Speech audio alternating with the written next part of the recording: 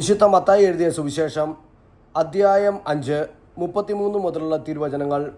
ആണയിടരുത്, വ്യാജമായി ആണയിടരുത്, കർത്താവിനോട് ചെയ്ത ശപഥം നിറവേറ്റണം എന്ന് പൂർവികരോട് കൽപ്പിച്ചിട്ടുള്ളതായി നിങ്ങൾ കേട്ടിട്ടുണ്ടല്ലോ.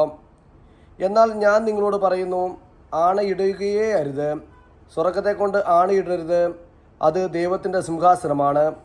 ഭൂമിയെക്കൊണ്ടും അരുത്, അത് അവിടുത്തെ പാദപീഠമാണ്. ജെറുസലേമിനെ കൊണ്ടും അരുത്, അത് മഹാരാജാവിൻ്റെ നഗരമാണ്. നിന്റെ ശിരസിനെ കൊണ്ടും ആണയിടരുത്, അതിലെ ഒരു മുടിയിഴ വെളുപ്പിക്കാനോ കറുപ്പിക്കാനോ നിനക്ക് സാധിക്കുകയില്ല. നിങ്ങളുടെ വാക്ക് അതെ അതെ എന്നോ അല്ല അല്ല എന്നോ ആയിരിക്കട്ടെ. അതിനപ്പുറമുള്ളത് ദുഷ്ടനിൽ നിന്ന് വരുന്നു. കണ്ണിനു പകരം കണ്ണ്, പല്ലിനു പകരം പല്ല് എന്ന് പറഞ്ഞിട്ടുള്ളത് നിങ്ങൾ കേട്ടിട്ടുണ്ടല്ലോ. എന്നാൽ ഞാൻ നിങ്ങളോട് പറയുന്നു, ദുഷ്ടനെ എതിർക്കരുത്. വലത് കർണം തടിക്കുന്നവന് മറ്റേ കർണം കൂടി കാണിച്ചു കൊടുക്കുക. നിന്നോട് വ്യവഹരിച്ച് നിന്റെ ഉടുപ്പ് കരസ്ഥമാക്കാൻ ഉദ്യമിക്കുന്നവന് മേലങ്കി കൂടി കൊടുക്കുക. 1 മൈൽ ദൂരം പോകാൻ നിന്നെ നിർബന്ധിക്കുന്നവനോടുകൂടെ 2 മൈൽ ദൂരം പോവുക. ചോദിക്കുന്നവന് കൊടുക്കുക, വായ്പ വാങ്ങാൻ ഇച്ഛിക്കുന്നവരിൽ നിന്ന് ഒഴിഞ്ഞു മാറരുത്. അയൽക്കാരനെ സ്നേഹിക്കുക, ശത്രുവിനെ ദോഷിക്കുക എന്ന് പറഞ്ഞിട്ടുള്ളത് നിങ്ങൾ കേട്ടിട്ടുണ്ടല്ലോ.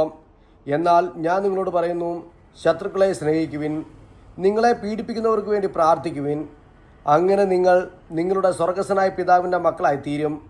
അവിടുന്ന് ശിഷ്ടരുടെയും ദുഷ്ടരുടെയും മേൽ സൂര്യനെ ഉദിപ്പിക്കുകയും നീതിമാന്മാരുടെയും നീതിരഹിതരുടെയും മേൽ മഴ പെയ്യിപ്പിക്കുകയും ചെയ്യുന്നു.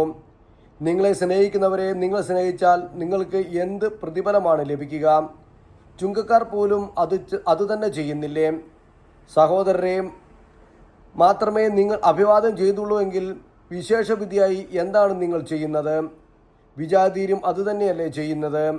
അതുകൊണ്ട് നിങ്ങളുടെ സ്വർഗസ്വനായ പിതാവ് പരിപൂർണനായിരിക്കുന്നത് പോലെ നിങ്ങളും പരിപൂർണരായിരിക്കുവിൻ.